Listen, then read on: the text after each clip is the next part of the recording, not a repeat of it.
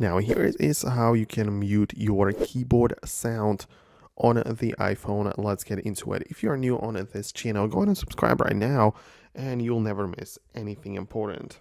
So first of all, on your iPhone, you can go ahead and open up the settings and then go to the sounds and haptics section where you should be able to find the keyboard clicks.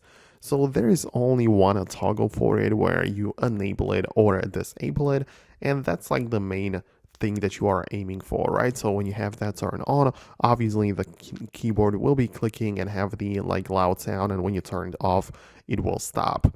Keep in mind that you can also turn it off using the silent mode. That is for the situation that you like the keyboard clicks sometimes, but not always.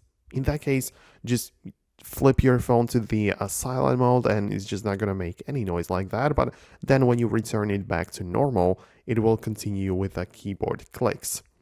And at the end of the day, I always have to mention that if you are not happy with your built-in Apple keyboard, there are other options on the App Store and it's completely fine to use those. For example, a lot of people, myself included, I like to use the Gboard from Google, but also the Swift key from Microsoft is decent enough. So if you really want to, you can download it and replace your built-in one, but yeah, do whatever you need.